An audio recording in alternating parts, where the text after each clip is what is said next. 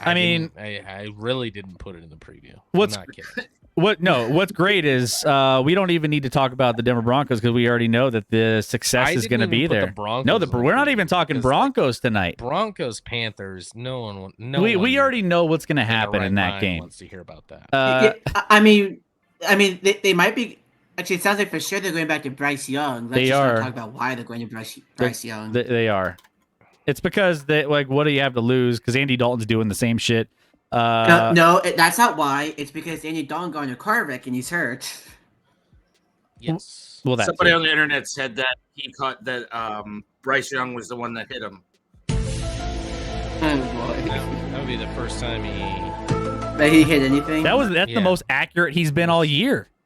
Yeah. Bruh. Oh no! Get in there, Bryce. Get in there. Good work. Got nobody else. Getting spicy now. I thought Danny Dalton's car was intercepted. Nah. Mm-hmm. Yeah. No. It was pretty accurate. It was pretty accurate. He again, first time he's been accurate all year. Can we limit the Steelers 9 seconds instead of 90 minutes? Okay, thanks. It's a trap. Again, it's a trap. I didn't put them as a preview. I don't know what else to say. Steelers by a freaking billion. There you go. Cool. Well, we're going to have to talk about an extra game because you forgot to put them in. I don't think so. I don't. We're out of time. And with that, moving on. All right, let's get into this one. First game of the evening, we have the Falcons at the Bucks. Falcons visiting Tampa Bay. Atlanta 2.5-point favorites as it sits right now. Over/under total set at 46 in this one. Actually, now it dropped to 45.5 since this was made. So dropping a little bit, which is interesting for me because I like one side of this game. Not one of my best bets, but one area where I lean. By the way, all of the to win this, the money line minus 142 for ATL or all, and Tampa Bay is plus 120 on the money line to win the game. So that being said, the fact that this has trickled down to 45.5. Mike Evans, by the way, Chris Godwin. We saw the Chris Godwin injury. Oof, it was bad. Then Mike Evans with the hamstring. What does Tampa have left at this point? It's kind of like, all right, well, what do you? They're not going to score. I think there was an overreaction with a lot of the scoring output that Tampa Bay might be maybe putting up a little more in this game, which is why I lean a strong lean to the over in this one. This game was heading to a total north of 50 before they lost Evans and Chris Godwin. Like this was going crazy, and I just think neither defense is special. They just combined for 66 points 2 weeks ago. The series is 8-3 to the over. There's just so many things that are just trending that way. Bucks are 5-2 to the over, averaging 55.85 per game. And Atlanta's in the over 3 of the last 4. Baker Mayfield has thrown 2+ touchdowns in 4 straight games. I get that, yeah, he's missing his 2 wide receivers, but he's still effective in one way or another. We see him go from team to team and find ways to play with a lot of different units on the offensive side of the football. Except in Carolina. Except in Carolina, correct. So I think that there's some value to be had on the over here. I think there's just a little bit of an overreaction, overcorrection on those two guys missing from this lineup. I think both defenses are just going to be not great in this one. So if I had a lean in this one, it would be over 45.5. And I feel really good about it, Scotty. Yeah, I mean, listen, this is one of 2 games where we're talking about teams that have already faced each other this year, which kind of drives me nuts. Like these teams played, and maybe the best game of the season, like from an entertainment vantage point. Remember, it went to OT on Thursday night, the beginning of this month. Kirk Cousins ended up throwing for over 500 yards. So that lends itself to the over in a 36-30 win where, offensively Tampa didn't do nearly as much, but still was probably should have won this game without a couple big mistakes late in the game. But if you're the Bucks, like, it's a short week coming off Monday. You lose your top 2 wide receivers. I kind of think that's a big deal. Like, what do you have? Like Trey Palmer, who's fine. They got the guy. They drafted Sterling the guy Shepard from. out of him. Do they still? They have Sterling Shepard. He's They still have Sterling in the league? Shepard. Sterling Yep. Shepard, Jalen McMillan, Trey Palmer. Yeah, Jalen McMillan, the guy from Washington, Kate who was like Otten. the number 3 wide receiver at Washington University. And Ryan last Miller. year. And Ryan Miller or Scotty Miller, depending on who you ask. I don't know. I don't know where to go with this game. I think Atlanta got embarrassed as well last week. Atlanta needs to show out this week after being embarrassed. But the Bucks have the revenge factor, but then you have a short week, you have the injuries. I don't want to touch this game. I have no idea what's going to happen in this game. It could be a low scoring game, it could be a high scoring game, it could be a Bucks blowout, it could be a Falcons blowout, it could be a close game. I don't literally know what to expect from these two teams at this point. So for that reason, I'll watch, but I'm not going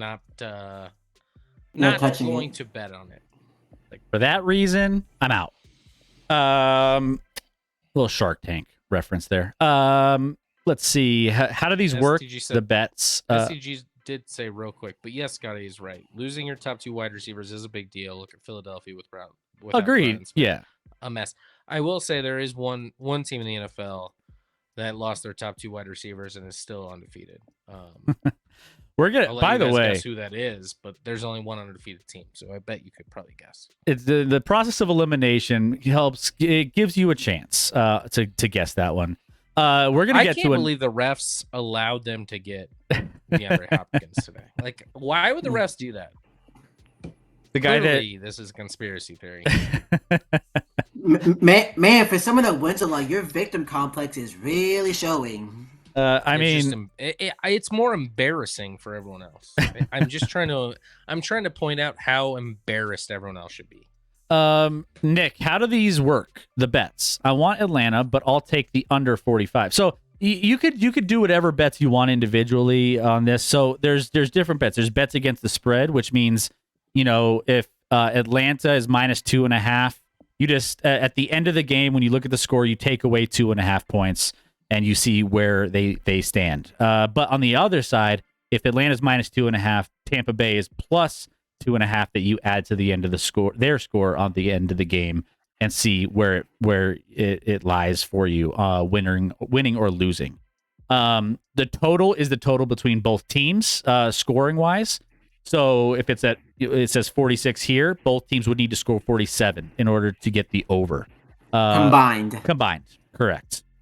And then money line is just the teams to win straight up. So that's just you're betting minus $142 to win 100 if you want Atlanta, and you're betting 100 to win 120 for Tampa Bay. And you just scale that up and down based off of what you would want to bet. But you can bet all of those individually. You don't have to bet all of them if you don't want to. So if you love Atlanta to win this game by a field goal, that's all you need. I went through that kind of fast. So, right. Nick, ask more questions if you need. Keep close. Why did Thank you. That pop up? I don't know. Everything's all haywire tonight. I don't know what's going on. Keep spamming potato in the chat. They've subscribed. Thank you. Keep close. Out of the blue, I found out the most tremendous news. It's not the reason. It's not the reason of law school, but I got a waiver to go back and use my last year of eligibility at the start of law school. I've been applying for the fall. Nice. Congrats. Nice. Congrats. Awesome. Hey. Does this law school happen to be Texas Christian University? Just maybe going on a limb there. W's in the chat for keep close. Everybody, make sure you go give him some love. Congrats, buddy. I got a question for you, Chris.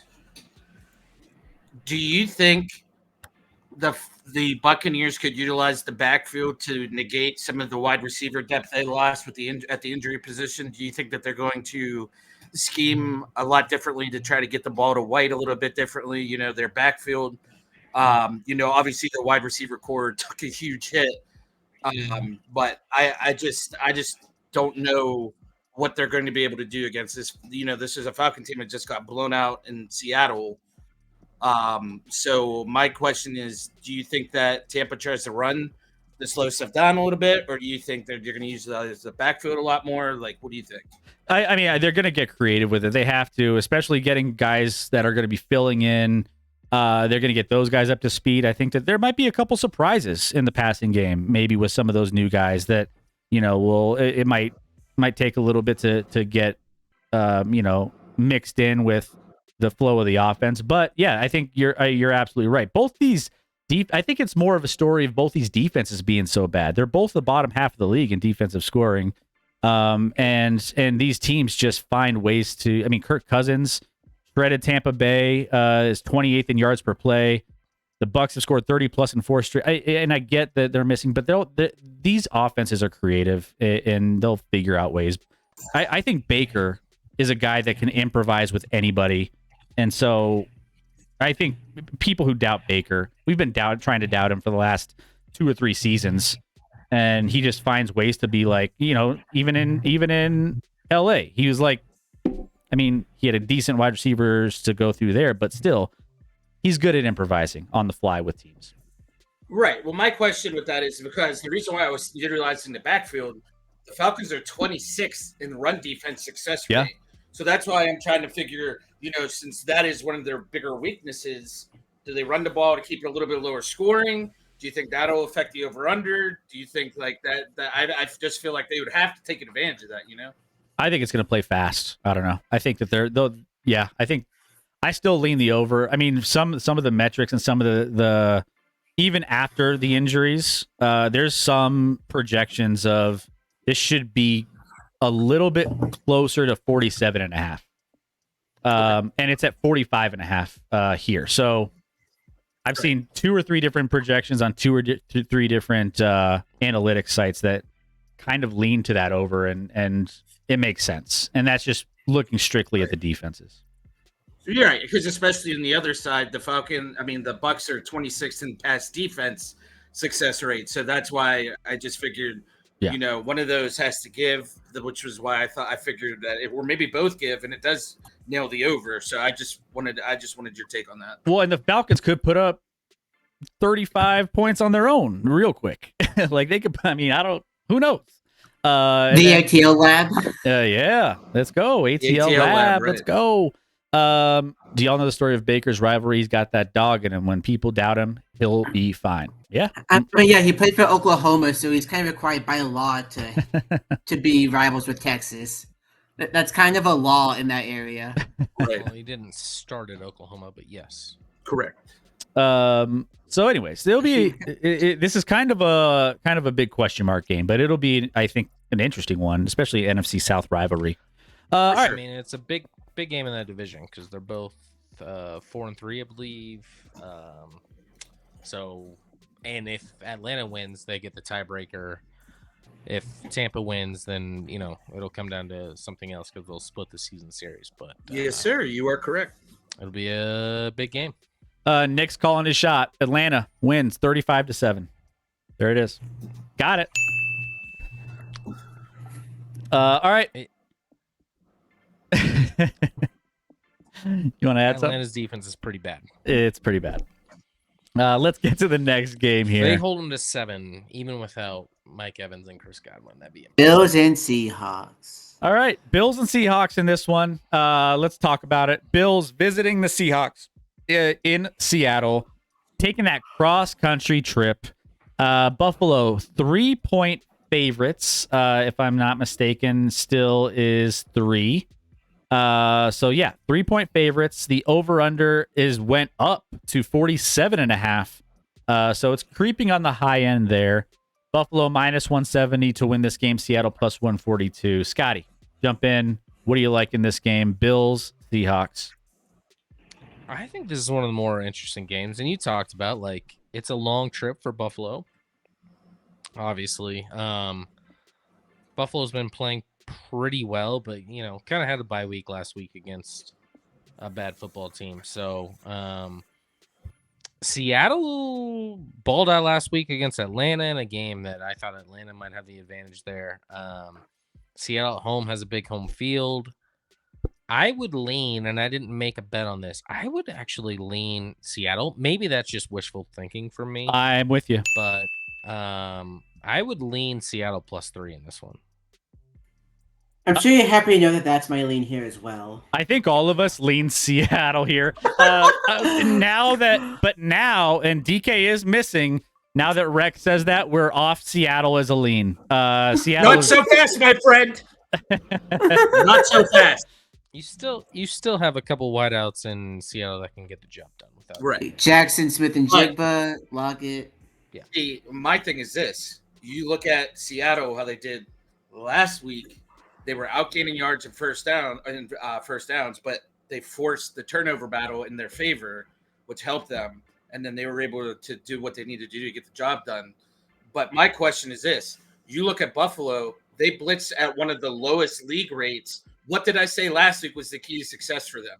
A clean pocket for Geno. Less blitz means more time for Geno, who thrives on a clean pocket. So something is going to have to give there, but I just think this is going to be too close of a game.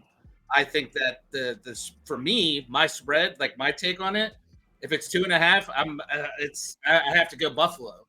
But this is a game very well that Seattle could take away late. It's going to be, Backdoor. I think it's going to be a good game. Exactly. I think it's going to be a backdoor kind of thing. Yeah, and here's where I'm at with it. Like the Seahawks front seven, they've shut down a strong Falcons offense in Atlanta. I think this is a close game. I think that this could be like a, 20-ish points for the Bills, and I think Seahawks have scored 20 plus points in every game, something like that. So you keep this really close game. I lean Seahawks in this one at home, knowing that I think this is going to be a kind of a close one. So if I had a lean, it's not my best bet of the week by any means, but Seahawks would be the side for me at 3. Buffalo Bills -2.5, I think would be where I would go if it flipped. Right, Seattle exactly. is 4-3. That means they've won more games than they've lost, right, Chris? Correct. The Buffalo Bills are 5-2. They've played 5 teams with a losing record and 2 teams with a winning record. They won the 5 games against teams that are shit. And the 2 times they played a winning team, they lost. So, Seattle. just saying. By the way, if this drops to 2.5 for whatever reason, Seattle becomes a great teaser candidate. Then you're really, really loving that number. I don't know if it's going to get there, but Well, you're not. If you like them if you like them in a tease, you take them now, Chris. Even though it's not moving through the number. well, Wouldn't you rather have Seattle at 9 than 8.5? I mean, you still don't the odds change though? No. A little bit on that or no? No, it's still a 6-point teaser. It doesn't matter. Hmm. You're only moving at 6 points. The odds don't change. Take it straight up -110. You're like, if it moves down, if the line gets worse for Seattle, then take them in a teaser. Maybe if you just like them in a teaser, take them now. Just key number. I just don't know if there's not I a ton of understand the great key numbers. Yeah, the key but numbers, But still. it's part of it. And we didn't even talk about how good Kenneth Walker has been for them. So they're gonna run the ball. I feel like a lot Their against offense Buffalo. has been very dynamic and very good thus far. Exactly. So that's why I'm saying, like, I just Buffalo -3 is just oof. Yeah. I think we're all in agreement. So Buffalo wins by 30. It's a trap. It's a trap. Give me Seattle game-winning touchdown, 36-30. If not overtime, Seattle win. Okay, I like it. Seattle win? I like Nick It's calling his SCG shots. I like Nick I need calling his shots. SCG's opinion here. The OC loves passing more, like at the University of Washington. I hope he continues to give Walker the ball more. Walker will definitely eat, says Electro. Okay, all right. We'll keep an eye out for that. Yeah, I think that I don't know. Seahawks feel good here. Again, until Rex said that. So I'm gonna do a code yellow real quick. code yellow in the chat. Guys, make sure you guys are hitting that follow button. If you're new to the channel, we are here every Wednesday, previewing every single week of the NFL season. So make sure you hit that follow button so you know when we go live each and every single week. Also, Sunday night, we have Sunday night football coming up. Who do we got Sunday night? Niners Cowboys. Niners and Cowboys, Sunday night football. We will be watching live here, playing some bingo, watching the game, and recapping all of the Week 8 games that took place earlier on in the day, what stood out. So that's always something we break down every single Sunday. We want you back here for that as well. We're going to need a lot for Doc, for sure. My alcohol content and intake is going to be a lot easier this week, knowing the Broncos have the Carolina Panthers. Then I think stock up just in case bad things somehow happen to the Broncos. Well, let's just put it this way: it might be my least I'll probably drink on a weekend, or it could be the most. One way or another. No in between. There's no in between. Huh? The last time I blacked out watching my team play based off of their performance was against the Panthers, believe it or not, in the Super Bowl. Ooh. Yeah. I feel that. What happened to Scotty's end? I don't know, Scotty, the lights are changing. Everything's happening. Dang, he's got stuff going on. He's got like a strobe light going on or something. Oh, actually, no, I'm lying. That was a Seattle game. Sorry, Seattle. Super Bowl. My bad. Yeah, you were so drunk you didn't remember who the Super Bowl game was. Yeah, exactly. I'm like, oh, we won that one. Yeah, I forgot. It was the wrong Super Bowl. Scott raving hard. It's a 43-7. Yeah. Yeah. The STG, you might know that one quite well. Does the blue light mean he's bringing Kmart back? The blue light special? What? Yeah. Roger. Everyone forgets that. Everyone remembers the 1 yard line. Yeah, because that Super Bowl sucked. The snap went over the head of Peyton Manning and everything fell to shit. Oh yeah, it was over the minute that snap went over his head. All right. It's over the head of Peyton Manning. It gets darker and darker in Scotty's room. I know. Man, it's like. So you know what they say? Oh, there he is. You never go back. Are you there? Scotty's in the dark. Scotty, hello. Scotty. Hold on. My computer went dark when I was gone. Yeah. There he is. Don't know what happened there. You guys are still in this game? No, yeah, what have you been doing? He was waiting for you. We were doing shout outs to get. We were talking about the Super Bowl. We're gonna get drunk for Sunday and Monday night games. Bad news, guy. You have the wrong quarterback on the graphic. I wanted to preview what was going to be a very fascinating rookie matchup between these two QBs, so I left him on there. Yeah, I understand he's not going to play. Yeah, that's not official, but yeah, Jaden Daniels is not playing. Yeah, which is robbing us of what could be a really fun matchup between these two rookies. But let's go ahead. Let's dive into it. The Bears visiting the Commanders in this game. The spread is now 2.5. We had 2 for Chicago, but 2.5 is the Chicago Bears as a favorite. Total set at 43.5 now. And the money line, Chicago minus 125, Washington plus 105. Scotty, this one I feel like could have been better, but we still might get an interesting game. Yeah, I mean, listen, I think everyone, Jaden Daniels has been sensational. And yeah, Mariota came in and was good against a Panthers team that didn't look like they wanted to exist last week. Which is fair if you're a Panthers player. But at the same time, I think the Bears are slowly all of a sudden... Well, they've kind of been overhyped in general. Is that... I can't hear P3Ps. What's that? It'll be a second. Or not. Hold on. I'm just going to keep talking. I'm going to keep talking. None of our alerts are working tonight. None of our alerts are working. Sorry, guys. You know, I mean, you look at the Bears, you look at their wins. It's Titans, Rams, Panthers, Jags. This Commanders team has been bad defensively, but slowly getting better actually, and kind of figuring things out. They're at home. The Bears have not won a game on the road. They did win last week in London, or London against the Jags, so sort of a road game, but they're coming back from there. They go to Washington. They haven't been home in a while. Even without Jaden Daniels, I mean, if Jaden Daniels is playing, Commanders would I clearly tried be to walk favorites in like this an one. Egyptian and now I need It's to an see a hour late. chiropractor. My house is haunted by a chicken, a poultrygeist, a foul spirit. I plan to call an exorcist to help it cross to the other side. Oh, and BTW, my first football game was amazing. I got drunk lol. They had Stone Cold Steve Austin's beer there. Ironically enough, Stone Cold was the best way to drink because room temperature Steve Austin don't sound good. Yeah, no, it's better when it's cold.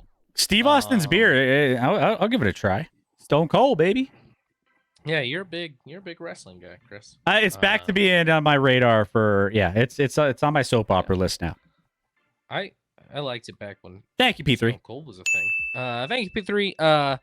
Chris, I have this as a bet of the week. I do have the Commanders +3. I think you have a Bears team that, let's slow it down a little bit. I think Washington's been playing good football.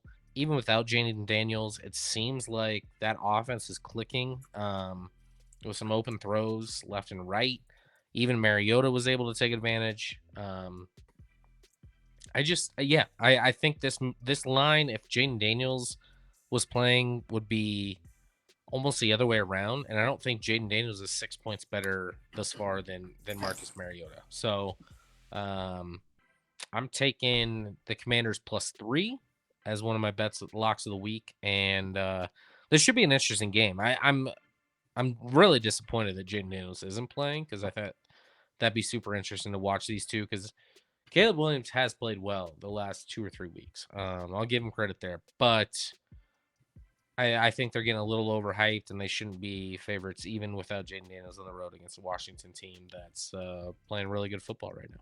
Yeah, I think also too. I mean, the Bears have also benefited and helped out their quarterback with a really good defense. Like their defense has played really well this season. 3rd in opponent yards per attempt.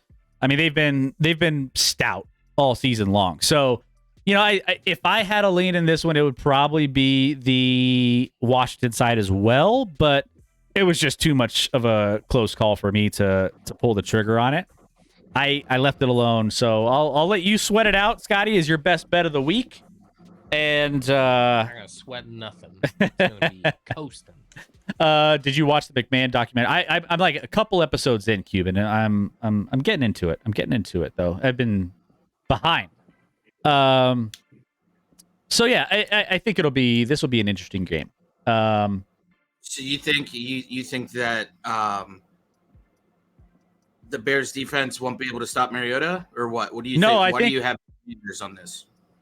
I think the Bears defense has me personally, I think the Bears defense has played really, really well, and Mariota didn't have to do much last week. Once he entered the game, it's not like he was in a tight game that he had to go out and win. You know what I'm saying? So the pressure was off.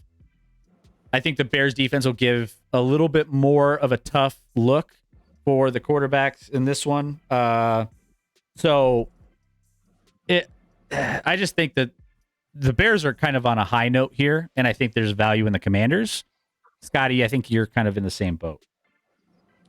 Listen, I a lot of times when you lose a quarterback the first week after that, and I think he may only miss a week, but with Jaden Daniels, you kind of put everything into it, and your team's hyped, and you're ready to go, and you're trying to prove things.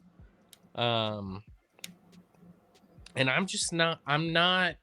I want to be there on the Bears, and maybe this will be the moment where I get there on the Bears, but I'm not there on the Bears yet.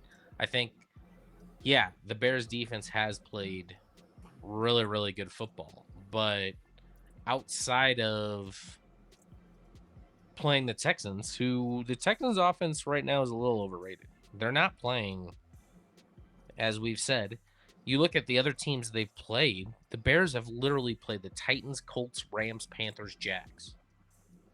Yeah, it's I been mean, that's the shit of the shit. that's the And then bottom the Commanders bottom of the and the barrel. Commanders played well against the Ravens the other day. So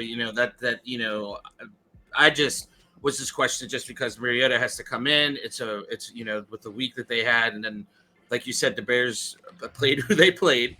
And I was just wondering if this wasn't like one of those trap games for better. So that's why I just wanted to see what your thoughts were on that with the whole quarterback situation you had explained with your points situation with the difference between quarterbacks for the Commanders. So that's why I was just seeing, because I know it says -2 on there, that I just was wondering because the Bears were questionable and a lot of guys on defense coming out of the bye week, they're a little bit healthier. That's why I was just wondering, like, do you think the defense of the Bears would help out Caleb enough that he could make a mistake? Because we know that the Commanders can score, but that was with Daniels. I'm just interested to see what they do with Mariota at the helm. You know what I mean? And what they played last week, the team they played last week, it wasn't really a good showing because we all know the Panthers are the Panthers. So that's why I was just wondering. I think we're going to be going into the end of this game, and it's going to be it's going to be like a 20-20 game with like a field goal to win it. Maybe, I don't know. I that's what this feels like to me. So I think that this is, you're not going to get a ton of the offense that the Commanders are used to getting, and the defense of the Bears will show up. But I think also the Commanders the Bears will, have their playing a better team, have their setbacks at times. Right. And I was just wondering, just because we know the Commanders' defense isn't exactly elite, No. Which is why I was just wondering, like, do you think Caleb can do enough versus do you think Mariota does enough against the Bears? Like, do you think it comes down to the run game or what? I don't think they're elite, but they're also only giving up 21 points a game, which is actually pretty damn good. Right. Which I can't figure out because, like, there's not a lot of pieces there. But I love taking teams that are missing their quarterback the week after he gets hurt in situations where everyone's going to ride that other team. If Jaden Daniels was playing the other, the Washington would definitely be favored in this matchup, and I think it just swung too far the other way. By the way, I have some crazy stats for you guys so we got a road favorite here in the Bears. Heading into this week, road team overall 61% against the spread, second best win percentage through 7 weeks in the wild card era. But think about this. Road favorites are 16-2 against the spread since week 5. So that's kind of a wild stat to me. 16-2 road favorites since week 5. Is that trend going to continue? I don't know. But I mean, that's something that's in play here, maybe with the Bears. Who knows? We'll see. All right. So we're on the wrong side. So we might be on the wrong side. We might be on the wrong side based off of the latest trends. But again, is that trend going to stay true or not? Seems to be on the wrong side a lot this week. Rec, what do you think about this one? Please tell me you like the Bears. He's all over the Bears, baby. So you're all on the Commanders. Yeah, big Commanders guy this week. Bruh. We're losing them all. We're losing them all. We're gonna go over on this. Yeah, we are. I was just saying, you were talking about them being 21 points against. That's literally middle of the road, just so you know. It's 15. I just want to let you know so you knew exactly where they stood. Yeah, but I think a lot of people imagine they're a lot worse than that. And what's fourth? Like 17? Oh, hold on. Let's see. Defense, points a game, go here. Fourth is the Bears, actually, at 16.8. So 17. Yeah. So, yeah, 4 points per game. Well, I'm just saying because the Commanders are actually first in scoring, but 15th in defense. So, I mean, that's definitely a good ratio for the Commanders' offense. That gives you some hope with that Mariota comes into a situation where the offense has been really good and that you can plug and play him at the position because he's shown that he can be successful at this level and has shown it. And then you saw his legs. So I think long as he does well, I think the Commanders probably could win this game at a I think better than people think. Like you said, Scotty. Yeah, Commanders by 100. Even though I bet, putting that as my I'm on spread. there, No, That's my spread. Rex just trolling at this point. He clearly likes the Bears, guys. Don't worry. Nick, his prediction 25-17. Marcus Mariota will make a statement. Okay. There you go. All right. Well, Go Ducks. go Ducks. Let's go on to the next one here. Cowboys and 49ers. Okay. Cowboys. In this one, let me double check and make sure all the odds are still good. So Cowboys traveling to San Francisco to take on the 49ers in this one. 4.5 points is the spread here in favor of the San Francisco 49ers as the favorite. Then we also have a total over-under, which was 46. Now it's 45.5, dropping a little bit. Dallas on the money line plus 170, San Francisco minus 205. This game it has a lot of different things happening with it, right? Which is why I'm going out on a limb with this one as one of my best bets, knowing that the Dallas Cowboys, your second team, Scotty, I'm on them this week. I'm on them this week at plus 4.5 on the road against the San Francisco 49ers. And this is just for a couple reasons why I have Dallas plus 4.5 in this one. Dallas 3-3. They're looking up at the Philadelphia Eagles at 4-2, Washington Commanders at 5-2. Washington, in an interesting game this weekend. Philadelphia is in another game or an interesting game with the Cincinnati Bengals, which we're going to get to here shortly. Which we have thoughts on that one. But the thing that we've talked about with San Francisco, Scotty, and what Brock Purdy's superpower, what is it? What is it? All the talent around him. All the talent around him. What is he missing this week and for a foreseeable future?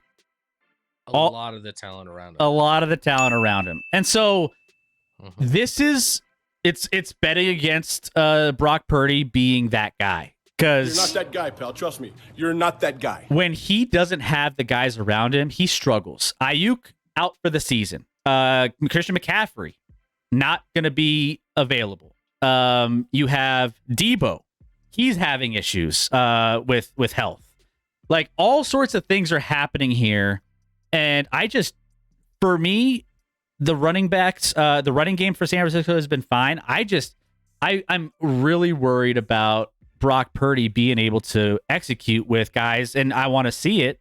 I want to see him if he's able to do it. And I don't know if I have the faith that we just never have had the faith that he's been able to do that without those guys in the lineup. So that being said, Dallas needs to start getting on the winning track here. I think this is an opportunity for them to. I think this game stays a little bit closer than what I think people think. People are still saying, oh, San Francisco, Kyle Shanahan's still going to get him in a good spot. This is me just betting against Brock Purdy without a bunch of weapons. And I don't know. I think the Cowboys have a good shot to cover this spread here. They might not. Maybe they don't win. I don't know. And I do think that the Dallas Cowboys are getting healthier on defense coming off the bye. I think that that's going to be something. They might have a couple pieces back on defense that might be a little bit of an upgrade because it's been brutal for the Dallas Cowboys. Let's be real. I just think the Dallas Cowboys defense being as bad as it is going to have a little less to worry about without those weapons in San Francisco. Yeah.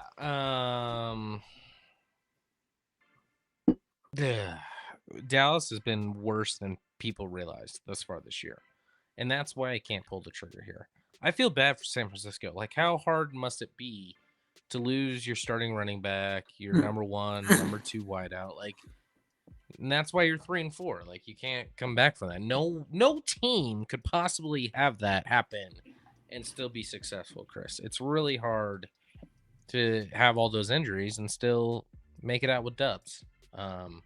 There's certainly not a team out there that's done that. Anyways, moving on. None whatsoever. Yeah, they lose Ayuk for the season. That's a huge loss.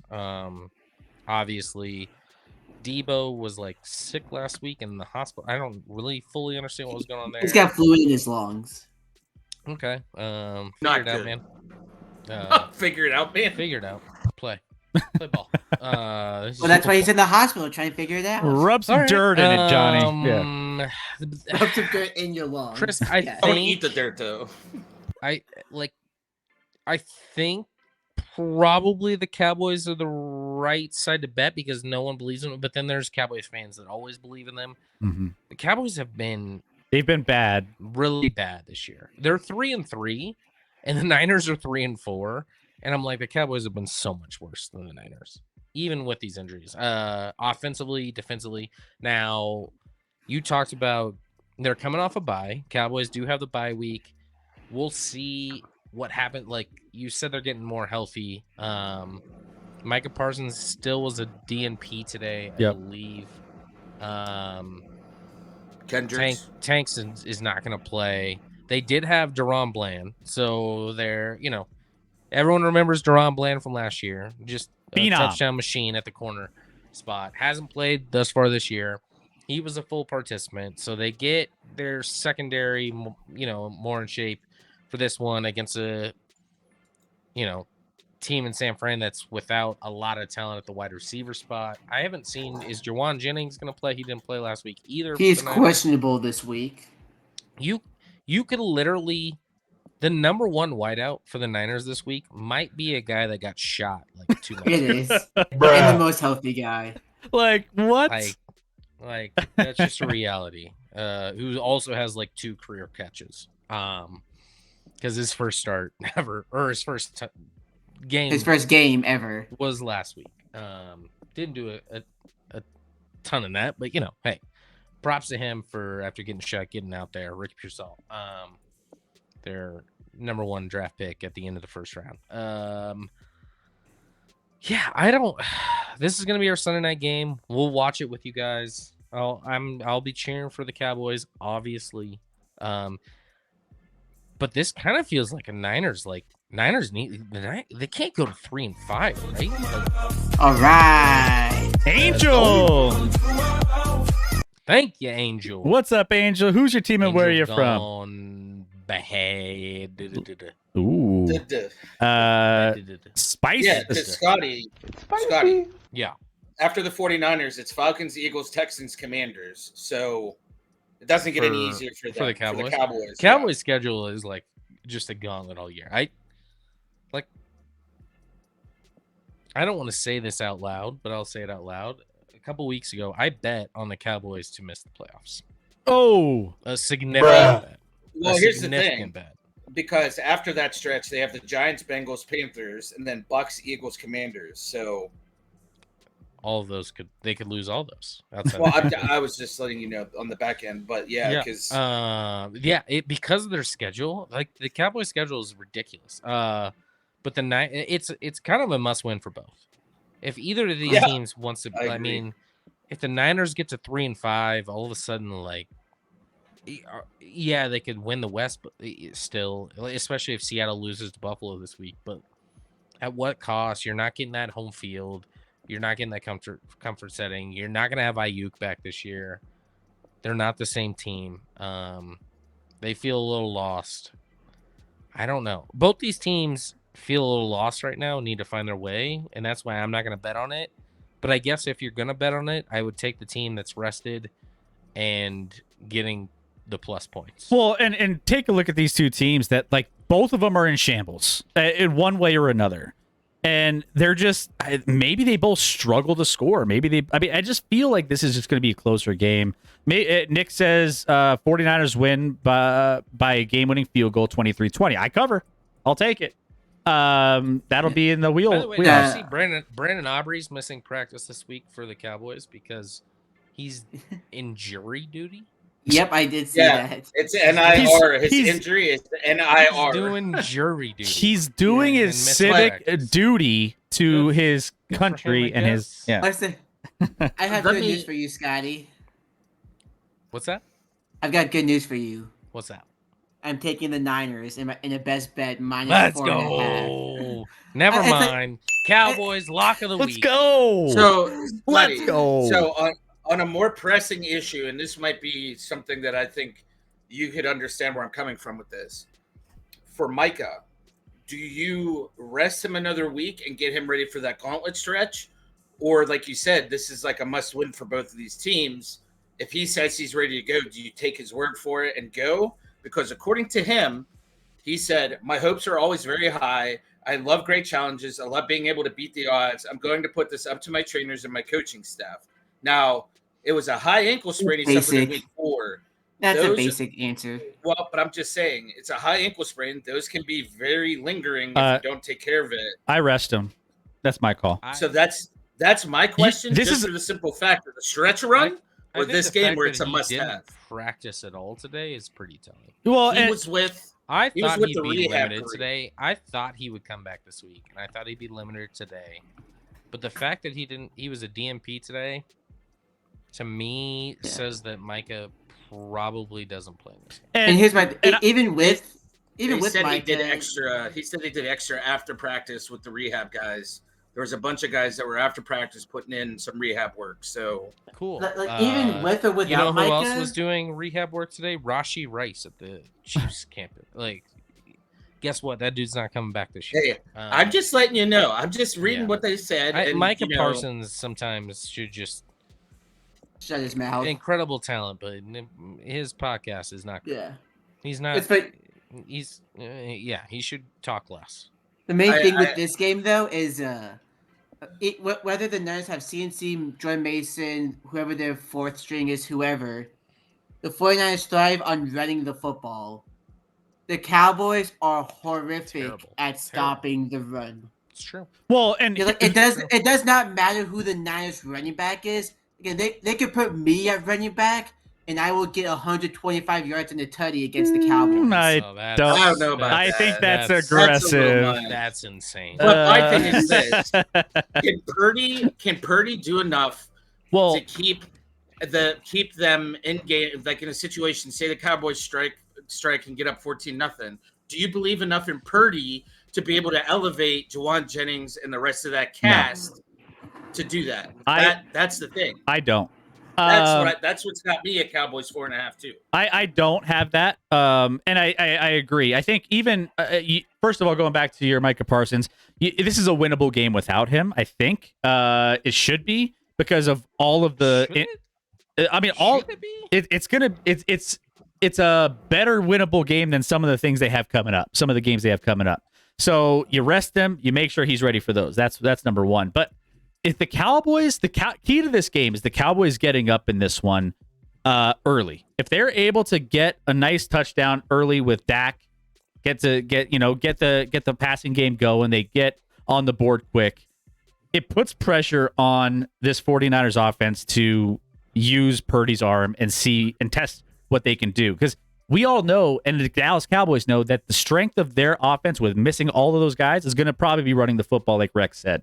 So if you're able to focus in on that and make him beat you with his arm against with a wide receiver core that he's not used to throwing to consistently, I just think there's going to be issues with timing. I think there's going to be issues with some of those things that he wouldn't normally have with the stars that he's used to throwing to. So just getting on the same page. Rec, respectively, you're probably getting injured out there. Probably, but it's, Yeah, he's I gonna don't- pull it. I don't You're even right know here. what the probably is. in that. He hurt his hamstring just staring at everybody been pets.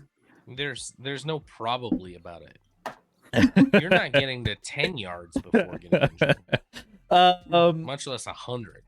We're then- under 1.5 yards for Rec. I'll take the over on that. I'm conflicted, boys. Do I cheer for the team in my division? This is STG, or the team I hate? The team I hate with a passion. I mean, Depends. the- Which teams are we talking about? Seattle, This game, Seattle, and the Dallas. Cowboys Oh. Niners. Or, I mean, yeah. Sorry, 49ers, Cowboys. You obviously cheer for the Cowboys. Mhm. Obviously. Cheer for the Cowboys. I mean, the Cheer Niners for are the an right in side division because I'm on the side of the Niners, which is obviously the team that's going to win now.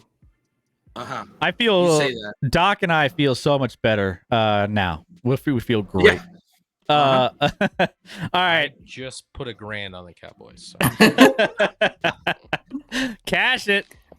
You're better off giving half of that to me. No, than not betting on happening. Dallas. Not happening. Let's get to the next one here. Colts and Texans in this one. Colts on the road visiting the Houston Texans. In this one, the Houston Texans, 5-point favorites at this. Well, wait. Is this? Oh, yeah. Here we go. Yeah, Houston. 5.5 now. It's 5.5. Going towards Houston. Total set at 46, which has now gone to 46.5. And the Indianapolis Colts plus 180, Houston minus 218 on the money line. So, Indianapolis Colts, what do you like here, Scotty? What do you not like in them visiting the Texans? Yeah, this is another second matchup we're previewing that is we're already playing a team for the second time. So these teams played week 1 with the Texans narrowly escaping with a 29-27 win against the Colts. I don't have a bet in this one because these are two teams I want to fade right now, Chris. Yeah. I want to fade Houston, and I don't believe in Anthony Richardson. I'd rather, if Flacco was playing and it was -5, I would put money on the Colts right here, right now. Anthony Richardson comes back last week. They sneak away with a 16-10 game win against Miami. Against Tim Boyle. Against no one. I just don't love what Anthony Richardson's been able to do on a consistent basis. He obviously played well week 1, putting up 27. The defense didn't have a great matchup. I kind of like the under in this one because everyone's going to just look at week 1 and be like, oh, they cleared that over easily. I mean, it was a combined, 56 or whatever it was. So over 46 for sure. I kind of lean under here. I think this will be a lower scoring affair. We talked about Nico Collins still being out. That seems to be a problem for Houston. Houston, while you look at the game last week at Green Bay, and you're like, oh, they were in it till the end. It took a last-second field goal. They got absolutely manhandled in that game. If you actually look at the stats, it was not remotely close. Let me pull that up real quick. The defense made that game close. CJ Stroud threw for 86 yards in that game. He was 10 of 21 for 86 yards. Yep. They didn't get 200 yards of offense. Now, to be fair, their defense played pretty well against Green Bay's offense, but it was a dumpster fire offensively. He misses Nico a lot. The run game was actually what sustained them last week, like Joe Mixon, but eventually Mixon, you can't just give Mixon 25 carries a game and hope that he's going to last all year. Well, the Colts are one of the better run defenses they're fantastic with Jonathan Taylor. So my lean would be Indy here. If I liked Anthony Richardson more, I would definitely bet on Indy. I hope Indy wins this game, frankly. But I don't have a bet in this one. Yeah, I would lean that way too. CJ Stroud hasn't looked great without Nico Collins. Last 2 games on the road, one of which you referenced, threw for under 100 yards. Worst game of his career. Completion percentage has dropped since Nico's been out. Run blocking for the Colts is one of the best. I just think that they're going to be able to hold the Houston Texans, in place a little bit more. Texans rush defense isn't great, and there's trending things going for Jonathan Taylor coming back. DeVorest Buckner's back. Jonathan Taylor will return, I believe, for the Colts as well. It's just the production that they're missing from Nico Collins is in that first game, by the way, 117 yards in a 29-27 Houston win. So that was a close game. They're familiar with each other. These division rivals breed tight games. I just think that this is going to be a place where the Colts will make this a little bit more competitive. So if I had a lean in this one, I think that that's where I would go. The Agreed. opposite side though tells me, what Don't Stroud do that, Rick. Stroud has a Don't do 104 what? Stroud has a Never agree. 114.9 rating versus the Colts in 3 meetings, which is a really good rating. He does well against this opponent generally. And they held the ball for 40 minutes in the first meeting this year. Somehow it ended up being a 2-point game, but that just leads to my point of why I think getting the points here with the Colts is probably the best bet if I were to bet it. And the fact that it's at 5.5 now makes me even like it a little more. Again, not an official best bet, but that's where I would lean if I was betting. Yeah, I mean, you have to take a look at this game, and for me, I'm throwing out that early matchup between them. Like, honestly, I'm throwing it out the window because, again, the Texans are 31st in early down success rate, only ahead of the Browns. Let that sink in, and that was with a lot of Nico Collins early in the season.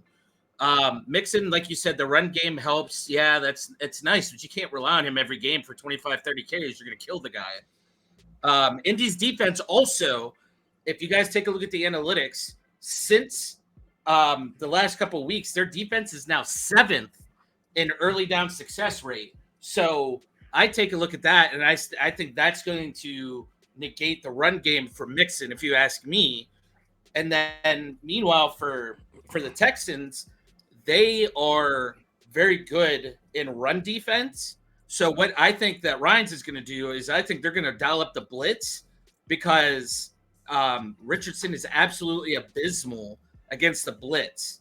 He's literally dead last when he's blitzed this season. So for me, if you ask me this is going to be much more of a defensive battle. Yeah, the over is 46. I think that this is going to be like what was said, like a 23-20 game. I'm going to stay away from the spread and take the under in this game. I just think that the defenses are going to cause havoc on the other team's offenses, and just think that it's just going to be one of those games where this is going to be a 1:00 game and people are going to forget this game was on. Agreed. I mean, these are the games. Stop it, Rick. Stop it. I'm leaving. Stop saying agreed. This is going to be the worst betting week we've ever had. I'm literally The amount of times Bait Rick us. has agreed Bait is us. so concerning. Bait I us. now take the spread. I'm taking the over. I'm taking the it was over, at 65. and Yeah, I might I'm take now the taking over. the over. This is going to be a 37-34 win now, so take the over. Oh my goodness, this is I mean, I don't know why you're fading me when you usually have a lot of bad weeks. I want to Not fade as bad as- yourself. Not as bad as Just, yours. Go take a look at our office pool and who's in last. It's a three-way fight down there A between. tradition unlike any WREC. other is a Rick tradition. being battling for last place. He, in that. he love wants that to quote. Who am I maintain. battling with, Scotty, though? Scotty. Wait, who am I down there with, by the way? We're I'm- ahead Down of you there by with 2.5. Doc So. and Yeah, Scotty. I'm dominating you. We're not battling. I'm as close to first as I am to you. Almost. All right, Almost. let's settle down. Yeah, it's either At way. least we're trending up. You're trending down. No, it's just one bad week. I'll be right back out there. Mhm. Write that down. Write that down. Just one bad year and a half. No big Nothing to deal. see here. No big deal. Anyway, all right, let's I mean, get. you're having a bad year and a half as well. I know what you're talking about. I'm not. All right, let's get to the next one here. Now a new week. And that's all you're getting from me. What's the Hey, name? the sounds work. What's the name, Nick? Let me know. Chiefs at the Raiders, your boys. Here, Scotty, in this one. This is a nice little yearly visit. And play. Well, the Chiefs are actually visiting the Raiders in this one, so no trips around Arrowhead in this one necessarily. So, the Raiders. Now it was. Let me double check the odd. This one's been moving all over the place when it comes to where it's landing at this point spread. But 9.5 now is the spread for this game. Chiefs 9.5 point favorites in this one. Total set at 41.5. Casey, obviously a massive money line bet minus 455. Las Vegas plus 350. Scotty, go ahead, take it away. I believe this is one of your best bets of the week. 2 straight weeks. I'm taking the Chiefs. Took them last week as underdogs. That was free money, obviously.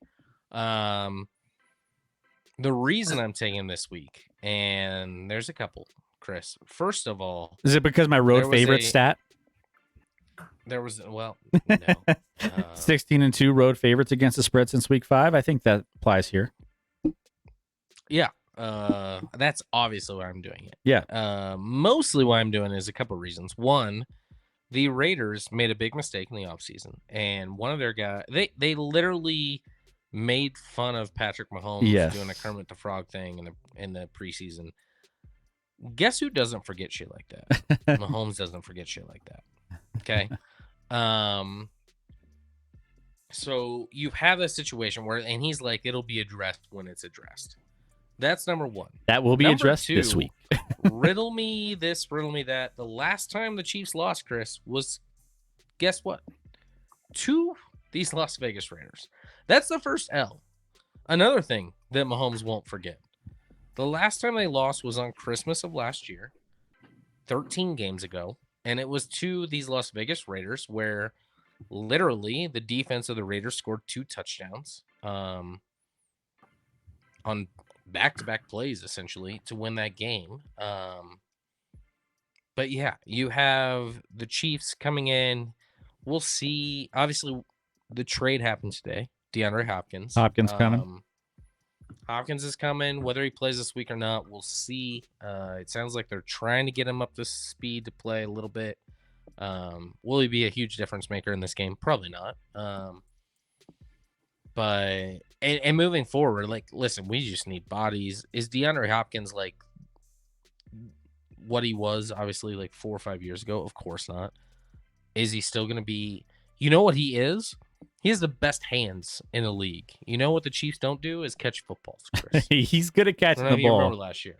If he just put it in, and there's a stat I wanted to put out where, like, Mahomes targets wide receivers thus far this year almost at the bottom of the league as far as teams percentage wise, but he's like 4th in completion percentage when he does target a wide receiver. So once he starts targeting wide receivers such as, I don't know, DeAndre Hopkins, things will progress.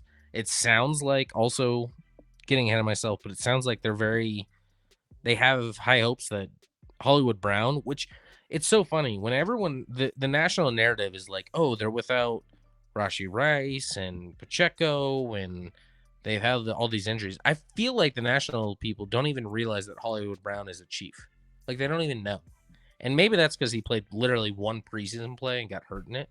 But it sounds like the Chiefs are confident that, like, he might be ready to go for the playoffs. Where if you add Hollywood Brown and get, DeAndre Hopkins along with Kelsey and some of these other pieces, Worthy, of course, and McCole Hardman, all those guys, like, I feel like people are underrating the Chiefs right now, Chris. And that's hard to say because they're undefeated, the only undefeated team in the league. But everyone's like, oh, there was literally a headline this week, and I think it was on Fox Sports. There was a talking point on one of their talking head shows. Is like, oh, if the Ravens played the Chiefs this year, who would win? And I'm like, what the fuck are you talking about? They already did play. What do you mean if they did play? Wait, what? They already did play. And guess what most people said? They're like, the Chiefs would have no shot. And everyone's like, well, Mahomes is booty cheeks. And Lamar is going to win his 3rd MVP because regular season Lamar, we have to pretend he's good again. And Mahomes is booty. He sucks, right? Right? Except when you actually look at shit, guess what? QBR in the NFL. QBR, pretty good metric. Guess who has the highest QBR in the 4th quarter of games this year? It's not hard to guess at this point. I Patrick Mahomes. Is it Bo? Ew, Is it Bo? good for you, It's not Bo dog. Nix. It's not Bo Nix. It's not Bo Nix. No, no. Yeah. Patrick Mahomes, it's not Russell Wilson. 91.8 QBR. It's okay, y'all. I In the know how to 4th make quarter. Scotty- I know how this guy set up. Let's I got the let's Chiefs go in this on. game. Let's go on with how bad their offense has been this year. 'cause I'm gonna that's- go I get got a the drink Chiefs. while all he the goes on talking this points. rant. Let me go. They're fourth in positive EPA percentage per play. Okay, so this offense that just sucks, right? And Mahomes sucks, and he throws. I saw a joke today. Oh, DeAndre Hopkins, pray for him. He's going from the quarterback with the second most interceptions to the other quarterback that has the most interceptions. Factually true. Fine. But guess what? Fourth in positive EPA percentage, seventh in scoring drive percentage in the league are the Chiefs offense. So they score better than 25 other teams in the league per drive.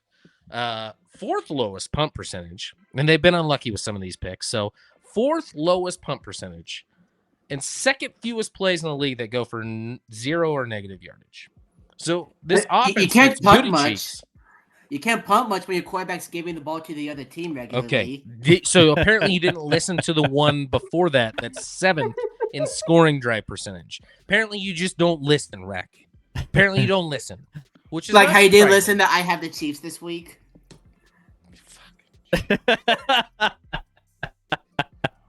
No. I'm just trying to tell people that I think the Chiefs are weird. They're absolutely underrated right now. Absolutely underrated. And they will win this game by double digits. And they'll cover the 9.5 that I have them at. They will, even though I have them betted up there. Yeah, they're the one team that you even can't break. Rick. You can't derail this one. The train's off and running, right? Rick, welcome aboard the Chiefs train. Congratulations. Yeah. Man, everyone's an asshole on this train. By the way, to lower the blood pressure in the area, did you see the stat that I put out there that just happened in college football, Scotty? Yeah, I saw. Kennesaw State, 27-point underdog, stuns 5-0 Liberty in its first ever win versus an FBS team. First time 23 years a team 0-5 or worse has defeated a team 5-0 or better. Hey, shout out. 23 years. Kennesaw. So for reference, Kansas State lost to my UT Martin Skyhawks this year. Tells you where they are. But we know we get you, Scotty. We see the passion and fuel. And we love you for it. I just want to let you know that. Also, Chris, Nick put the name you're supposed to pronounce earlier. Tolulope Omabine?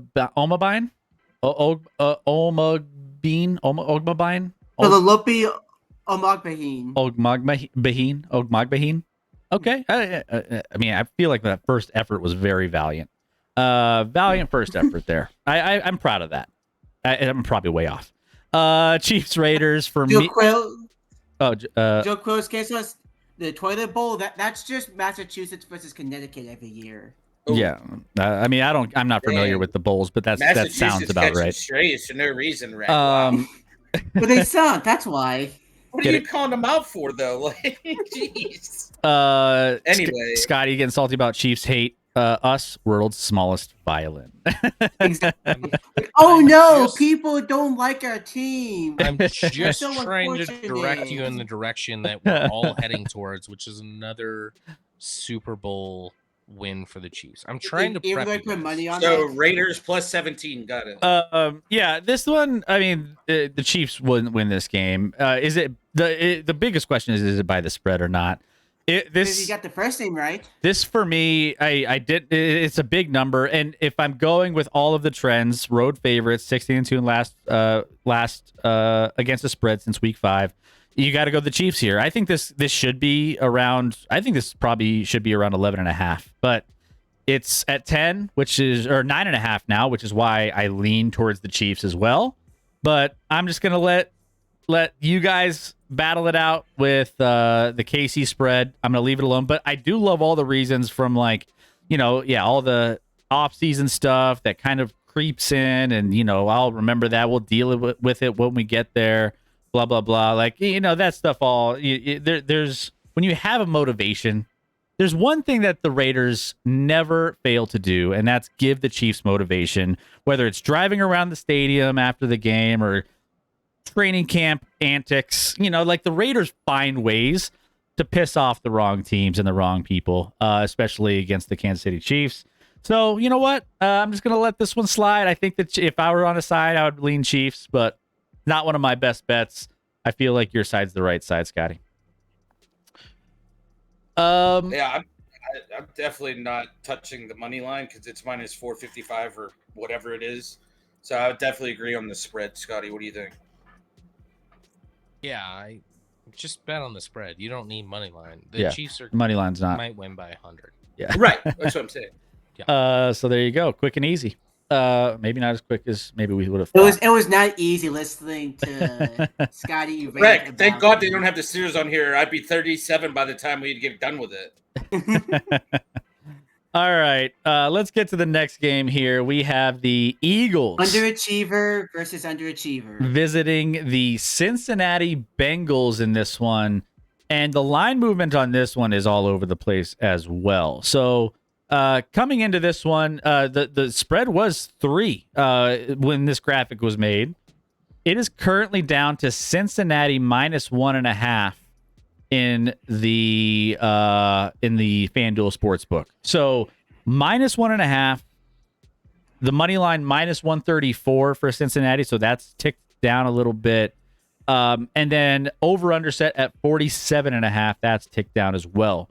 Scotty, both of us had a similar best bet last week, and it banked right in for us. I messaged you early on this week about some leans. I had Cincinnati at minus 2.5 as a lean, a strong lean that I was going to potentially put in. Then all of a sudden I saw you put that it was 1.5 because I haven't looked at the line since then. I was like, if it, I'll just maybe put it in. Then I saw 1.5 and I was like, I have to put it in at this point. Cincinnati Bengals is the side here if you're going to be taking this game.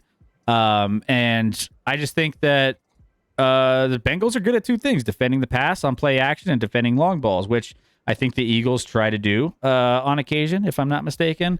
So I just think the Eagles team feels flawed. The Eagles took advantage of the Giants not having Andrew Thomas and dominate in the trenches, but it's the Giants, right? Bengals trying to get back into the mix as well, trying to get figured out with staying in a tough division with Pittsburgh and the Baltimore Ravens, both at 5-2 ahead of them. 3-4 is where the Cincinnati Bengals sit. And I just, after his 2-game winning streak here, I think they're starting to get in a nice little rhythm.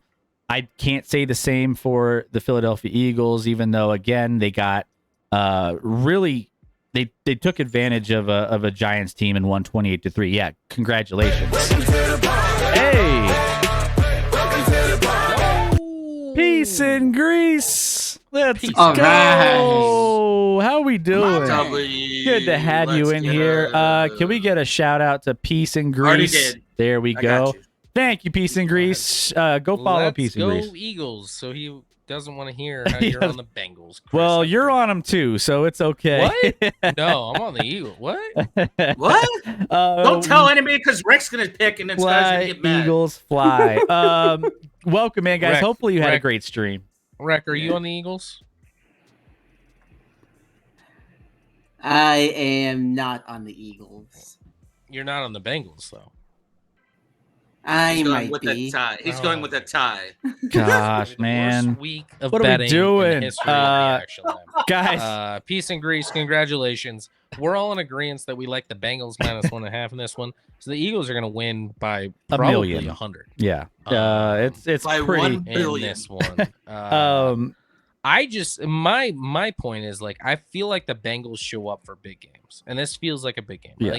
3-4 Eagles team that's coming off a good win. Obviously, a team that is pretty damn good. I feel like the Bengals mentality is a little broken, and they don't show up sometimes against lesser opponents, but against big time teams, they should have beat.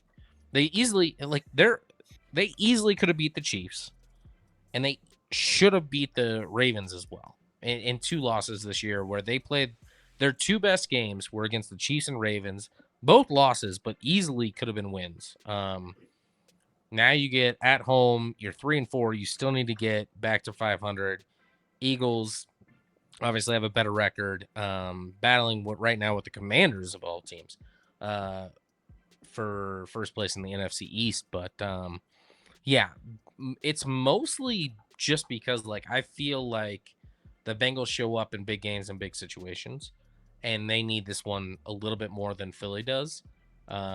Philly feeling good. Like Philly's obviously been inconsistent. Peace and grease. Thank you for the raid, but I also think your coach is an idiot. And maybe you agree with me. Maybe Where's he you rank, agree. Rick? Nick Where's he rank? Sirianni is an idiot. Eagles fans may be on the same page. I don't know. Yeah, It's so funny. was. I watched this clip, and I don't even know what it is. It's like this husband and wife like podcast or something. I don't even know how I found it, but it was like he every week he's an NFL fan, and he like explains to his wife, who's not into sports at all, about what's going on in the NFL every week, like one storyline. But he explains it in like the gossipy like way that he's like, the Eagles are in there, and like Nick Sirianni is the Britney Spears, and without, I'm not gonna explain it well, but if you guys can just look that up somehow, some way, it was actually really, really funny. He's like so funny. He's like, oh my gosh, and they're like, oh, he was hot and he was like looking good 2 years ago, and all of a sudden he's like this, and it's not Britney. It's like Britney shaved head era. Oh, what does Nick Sirianni do? He shaves his head this like 2 weeks ago. He's going through But it, man. anyway, the Eagles, I do not like Nick Sirianni. I think he's a disaster. It's a ticking time bomb with that team. I feel like with him in charge, they got to go somewhere else. But I got Bengals minus 1.5 as one of my locks of the week. Yeah, and I same thing. Me as well. And I think too, Philly's defense has struggled against offensive lines. Like pretty much any offensive line with a pulse, they've kind of had some struggles with. Orlando Brown status, I think he's like up in the air, but I think he's trending to being okay. Yeah, I don't Um, like that Trey Hendrickson on the other side is on the injury report for Cincy. That's the one thing that Yeah. he's vital to that defense. So yeah, He holds the defense together entirely. yes, and so I think that there's some things there, but again, if you're looking at these two offenses, I mean, what we've talked about, the Bengals offenses look better, generally speaking, over the last recent couple games, and the defense, has been the struggle. But I think the struggling offense of the Eagles, are they going to challenge this defense of the Cincinnati Bengals? I mean, I know it's bad, but at the same time, they're kind of getting a little bit better here and there in spots. I just think that if we're taking both these offenses at face value, I feel like they both should be explosive. The Eagles have just been having some struggles though, and I think the Bengals are on a different trajectory here. Yeah, I Cuban, mean, how can I get a Britney clone? Good question. Send us your address and we will send Nick Sirianni your way. oh no, buddy. He'll Yes, arrive because we have the at power your to door. Is do this that. like one of those? He What's will that? arrive at your door. What's that thing where it's like you pay to have them say a message to you or something? What is that? Oh, Cameo. Cameo. Cameo. We'll do a cameo with Sirianni being Britney It'll Spears. be in person. And Can we do that? Can we? the gift that keeps on giving? Is Sirianni do on a cameo. Cameo? Is Sirianni on I don't know, let me Cameo? look. Yeah, I'll look find it up. out. If not, he will be within a few weeks. He will be, and we will make sure that he's Yeah, He's I all mentioned it before. Like last year I defended Sirianni. I can't do it this year. I am 11th on my rankings, and he, like, if I were to redo it now, he would fall hard on my rankings. Behind Peterson. Not behind Peterson. Peterson's probably going to be gone before Sirianni is. peace and grease. So- They're forcing Hurts in the pocket Look- more, and we need Hurts on the move. Like, say what you want about my rankings. I got Peterson right. So, But you got it wrong at the time. Nope. so two things. I just- One, he is not on Cameo, and two, as a Steeler fan, this is a game I'm not watching because I'm watching my little brother and the Eagles play against an AFC rival, which I despise with all of my heart and soul. So I hope they tie. I hope the lights go out. I hope they don't finish this game or whatever. But unfortunately, I and especially being in the AFC, the North, I don't want to see the Bengals win any more games and get any closer or less than they already are going to be with their schedule. They have an opportunity to climb, sneak into the playoffs. Their offense is figuring it out. Higgins and freaking what's his? I can't. He's on the screen. Jamar. literally. It's Jamar. Freaking It's Jamar not- Chase.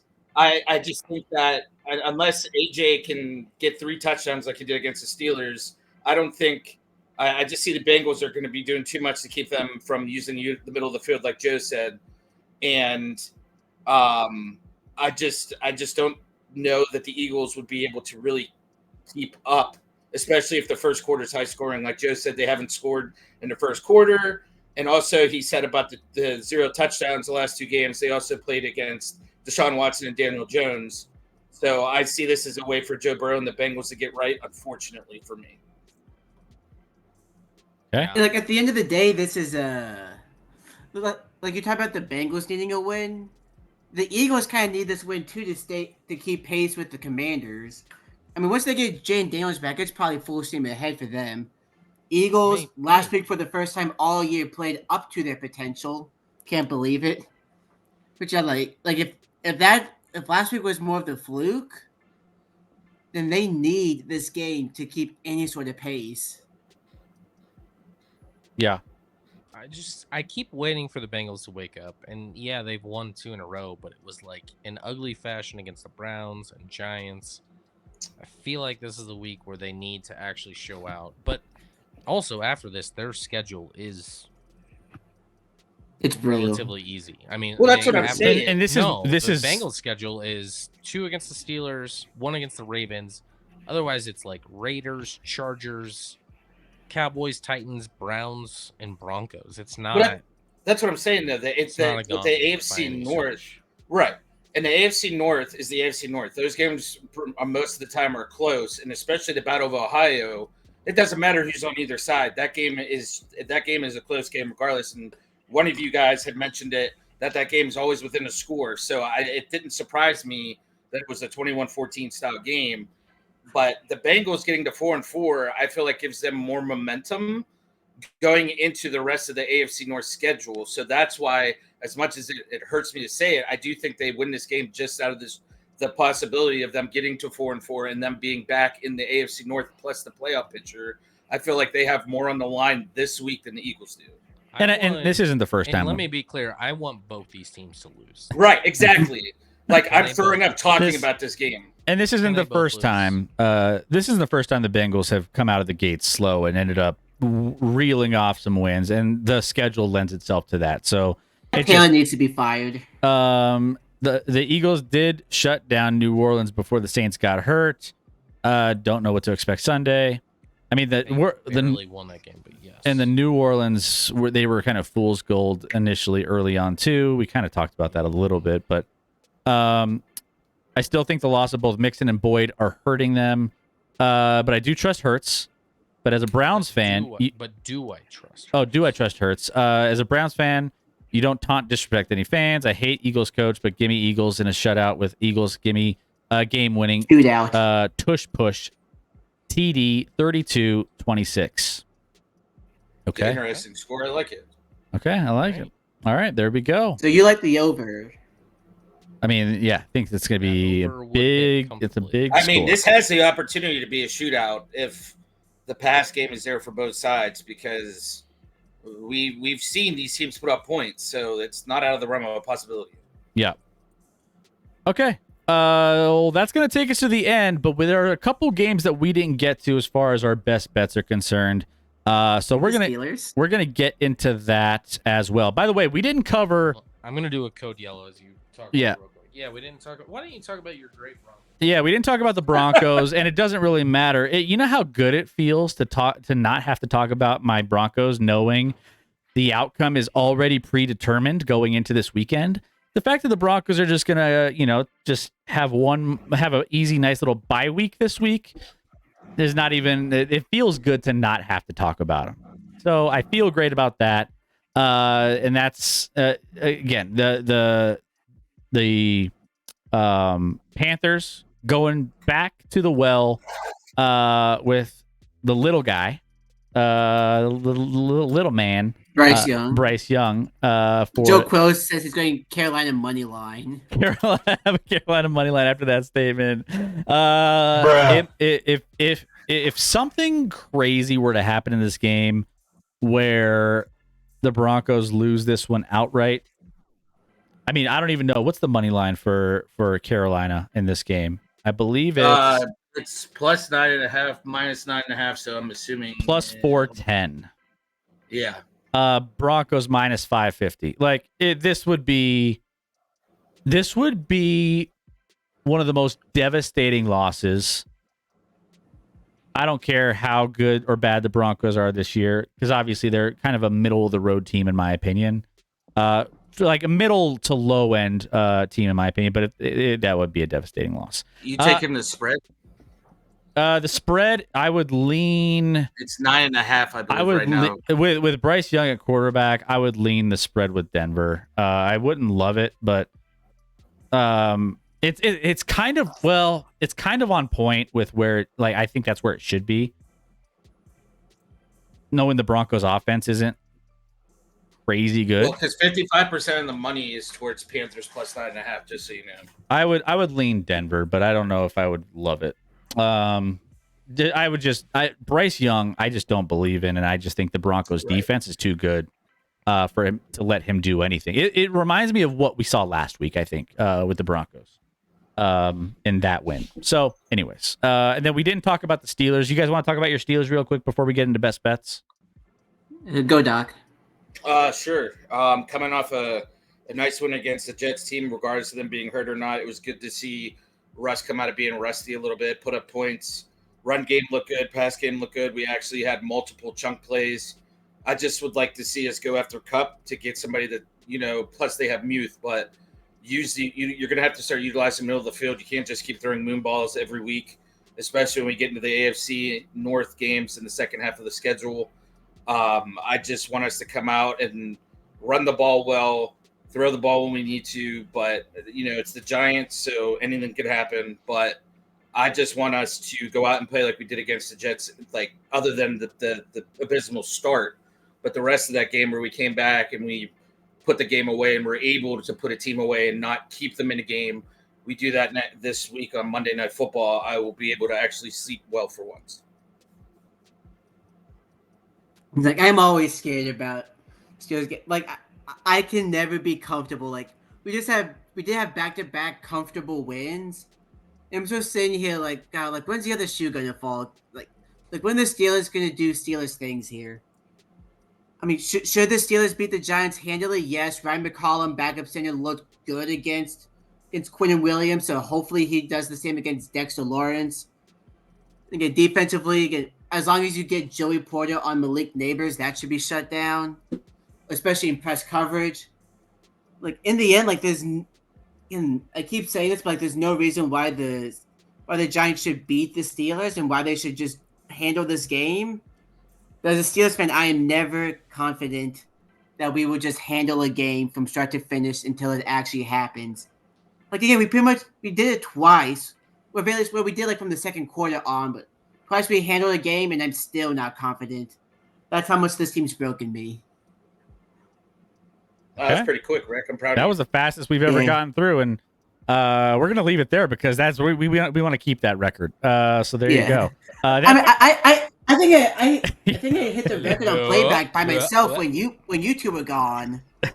You two went there and they went even quicker. Yeah, it was I'm surprising. not going to comment on your thoughts. They were perfect. They were great. So real quick before we move on though, are you taking the Steelers? Just want to know your thoughts. I am not making a bet. It would be for me.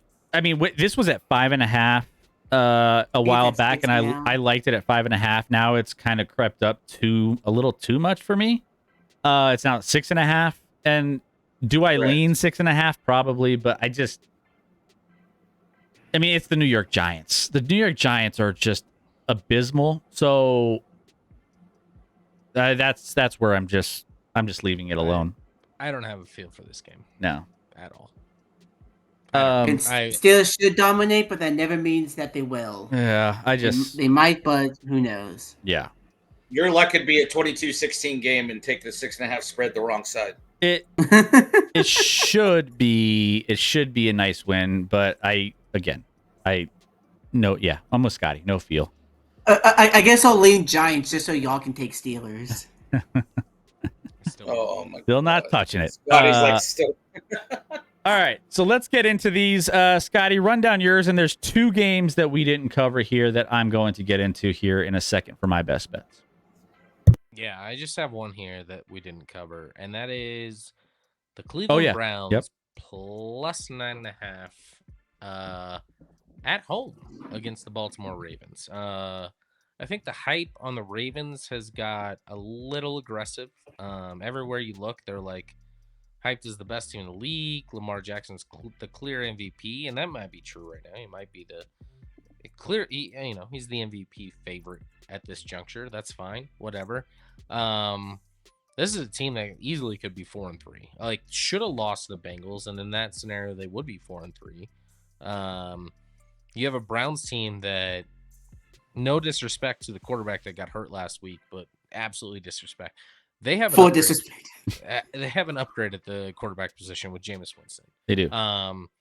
Like I'm happy. I wanted to bet only if Jameis Winston was going to be the starter. If they went with Dorian Thompson-Robinson, I wouldn't have touched this game. I'm not high on him.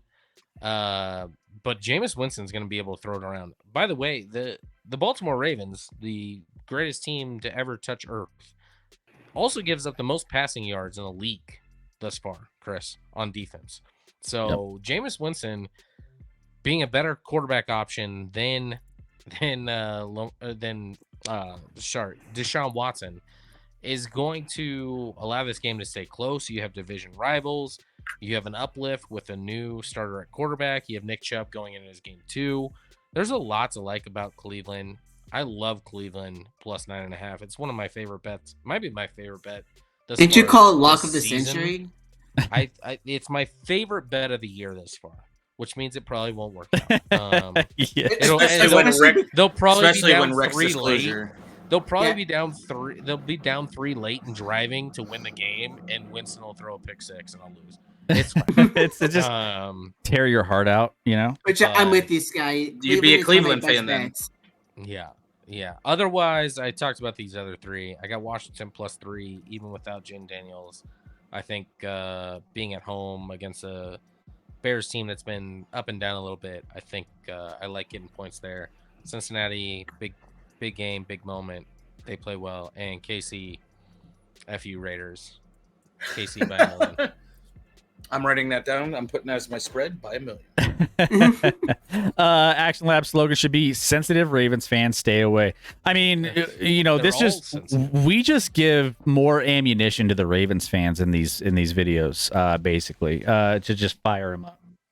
Listen, all I want is an early Christmas present, Cleveland. I know you're the mistake by the lake, but give me an early Christmas present and upset the Ravens this week, please. That'd be amazing. Keep close. They have fans? They have fans? What? I mean, their fans were really loud last week. Yes, my best friend is a Browns fan, so yes, they absolutely do. And they're actually very loyal fans that are like Pirate fans, don't get a lot of good play on the field. Yeah. The Chiefs are running out of money paying off all the refs who always give them favorable calls. The Chiefs and Mahomes are frauds. My man. Hey, evil. They're running out of money, but took on $3 million in DeAndre Hopkins today. Oh, yes. What's up, evil? Thank you for the 100 bits. Appreciate that love. So, I do want to throw this out there real quick. Deshaun Watson is the worst quarterback in the history of the new Browns. Mr. 0-16 himself would be a better quarterback than Deshaun Watson. Bad. So bad. It's bad. This is a clear upgrade. Yeah, so keep Baltimore close. Should not be favored by 9.5. You keep close. I thought I was on the same track as you too. I was talking about the Baltimore Ravens. They have fans. Yeah. We hear from every single one of them. So one of them got arrested for just punching Commanders fans on the street for no particular reason. Dude, that guy was nuts. Stupid. That guy was nuts. Rightfully so. He got what he deserved. All right. So then let's get into my best bets. One of my best bets is not. It is coming up this week, which on a Thursday, tomorrow night. They're all coming up this week. They are all coming up this week. Jokes on you guys. They're all playing this week. This one, Minnesota minus 2.5 in this game here against the Rams. Rams Over under is at 48.5, but I love the spread here in this game for a few reasons. I know Cooper Kupp, he helps the Rams. I don't know how much. Like, the real issue with the Rams is the offensive line ranks 31st in the league in pass blocking. Home field advantage is minimal in Los Angeles. Indoor environment is what the Vikings thrive off of. So there's not really much, to take away from them in that respect. Minnesota Vikings were 5-0 to start the season. And I know Cooper Kupp could be back for the Rams, but then also TJ Hawkinson should be back for the Vikings. Vikings have 11 interceptions in 6 games, which is the most in the NFL.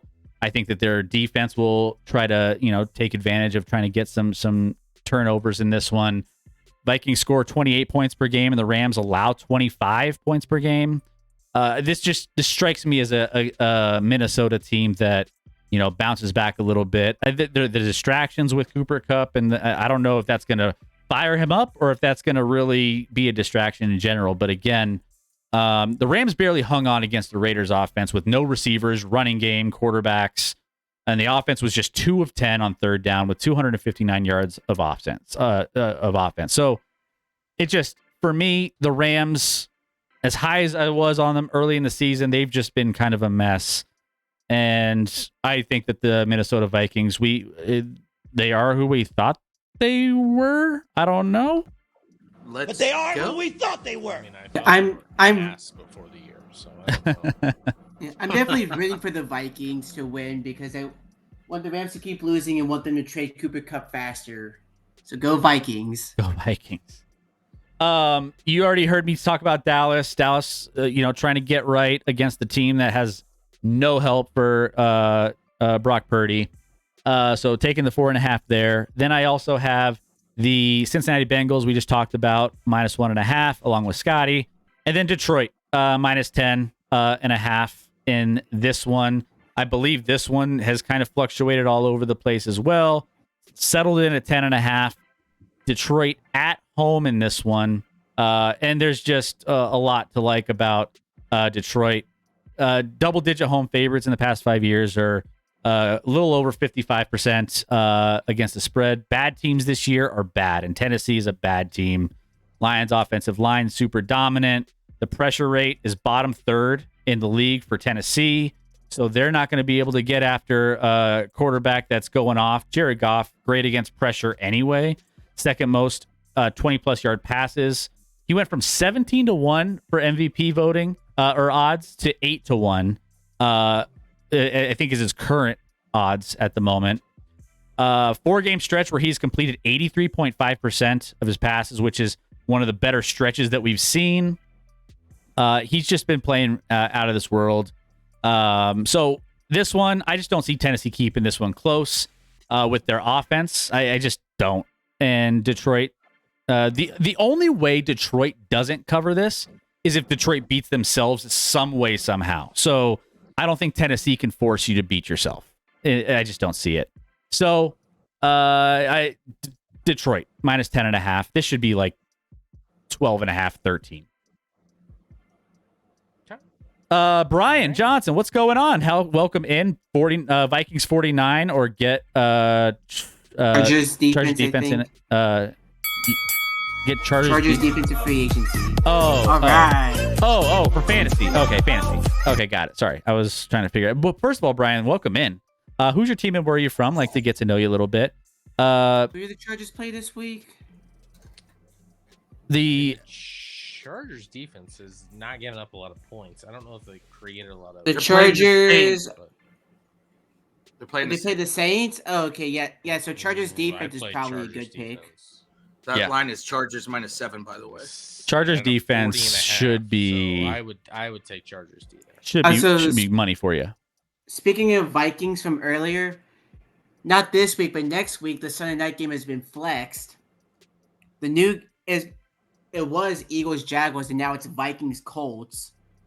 Vikings Colts. Is that an upgrade? Is that an upgrade? It's not the Jaguars, so that's yes. Like the Spider-Man. The Spider-Man meme, yeah.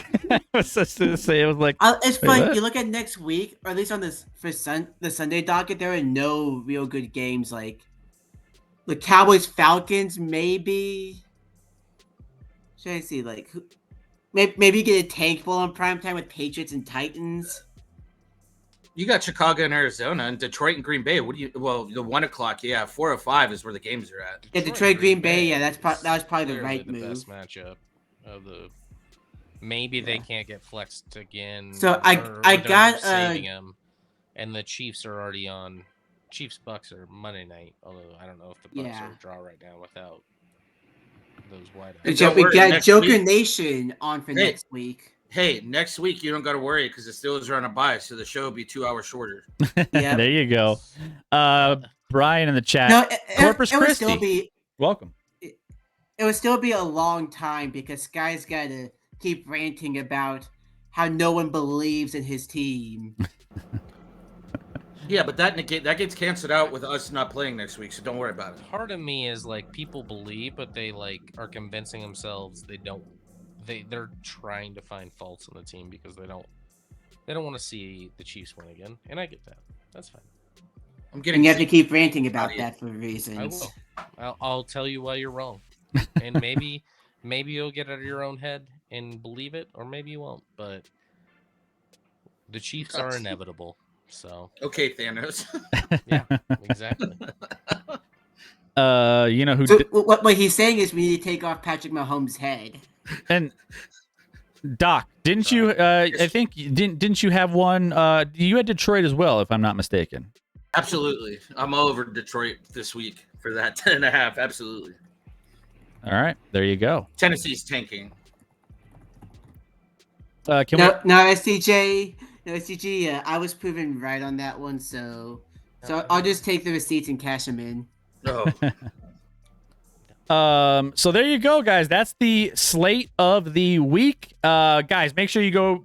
Don't forget to make your picks for the pick'em, Scotty. Make sure you do that maybe on the sooner side this time. Also, we will be back live Sunday. We will not. I know STG, everyone. We want to do the show tomorrow. I did end up getting tickets to the Nuggets game for their home opener against Oklahoma City. So we will not have a stream tomorrow, but we will be scheduling Rex date night profile dating Halloween profile thing for another day. So I'm sorry for all you guys. Train wreck of love. The train wreck of love. We will get to it. I promise you, we will not do it. So we'll just delay it a little bit more. We'll just keep you in anticipation a little bit more, right? So sorry about that, guys. That's on me. All right, guys. So that'll take us to the end of the show. We will see you back here live Sunday night. Okay.